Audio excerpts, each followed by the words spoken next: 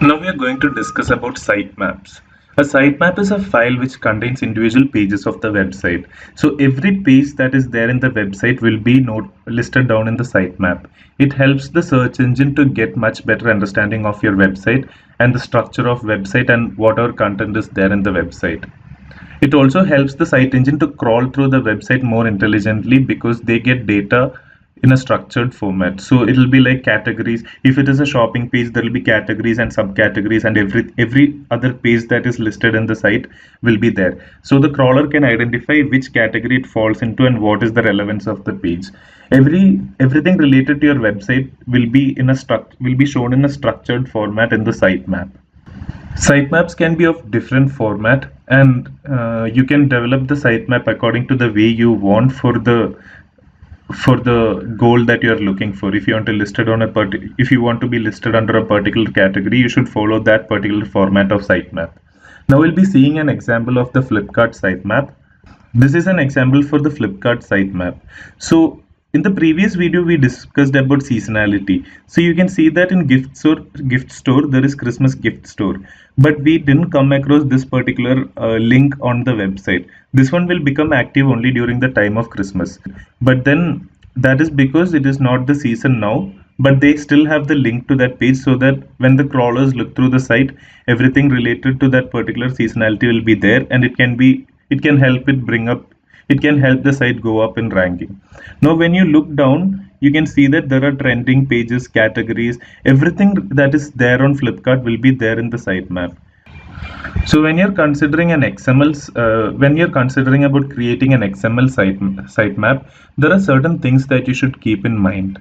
The first thing is the limitation. You cannot have more than 50,000 URLs, and you cannot exceed a size of 50 MB.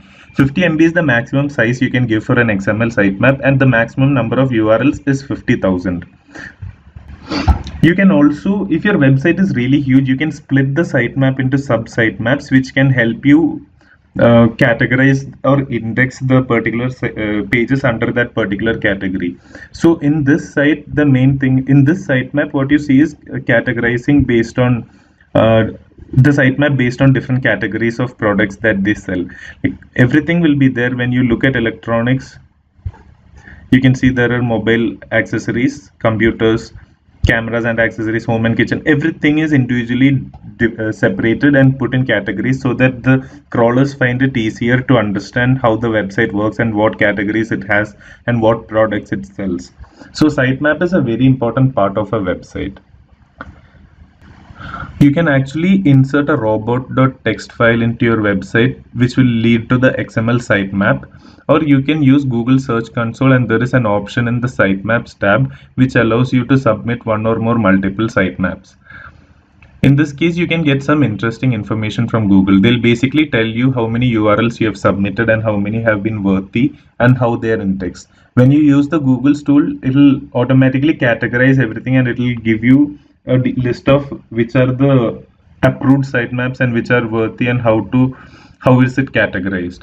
In sitemaps, there should be no redirects. It should always be direct URLs to the page that you want to show, and then it should not be blocked for robot using either robot text or robot meta tag. Keep the sitemaps clean. It should always be precise and what Google is looking for, or for that instance, what any search engine is looking for.